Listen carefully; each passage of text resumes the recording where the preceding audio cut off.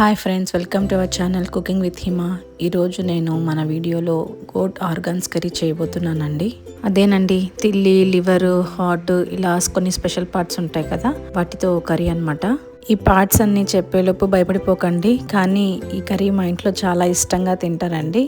ఇక మేకింగ్ ప్రాసెస్లోకి వచ్చేస్తే స్టవ్ వెలిగించి కుక్కర్ పెట్టి అందులో 1 టేబుల్ స్పూన్ ఆయిల్ వేసేసి, ఆయిల్ వేడయ్యాక ఈ గోట్ ఆర్గాన్స్ అన్నిటిని వేసేసుకోవాలండి. ఆ తర్వాత ఓ స్పూన్ అల్లం వెల్లుల్లి పేస్ట్, ఓ స్పూన్ ధనియా పౌడరు, ఓ చిన్న సైజ్ టమాటా ముక్కలు వేసి బాగా కలుపుకోవాలండి. ఇప్పుడు ఓ గుప్పెడు నాటు కొత్తిమీరను పేస్ట్ చేసి వేయాలండి. నాన్ వెజ్ కర్రీస్కి నాటు కొత్తిమీరను వేయటం వల్ల కర్రీస్ మరింత రుచిగా వస్తాయండి. ఇప్పుడు మీ రుచికి సరిపడు ఉప్పుని, కారాన్ని వేసుకుని అంతా బాగా కలుపుకొని కుక్కర్ విజిల్ పెట్టకుండా మూతను తిరిగేసి ముయ్యండి. ఇలా ముయ్యటం వల్ల ముందే నీళ్లు యాడ్ చేసుకోకుండా ఉండటం వల్ల ముక్కలకి మసాలా, ఉప్పు, కారాలన్నీ బాగా పడతాయి. ముక్కలకు ఉప్పు, కారం అన్నీ బాగా పట్టాక నూనె కొద్దిగా పైకి తేలిన తర్వాత అప్పుడు వాటర్ని యాడ్ చేసుకొని విజిల్ పెట్టుకోండి. 3 విజిల్ల తర్వాత మూత తీసి చూస్తే మటన్ అంతా చక్కగా ఉడికిపోయి ఉందండి.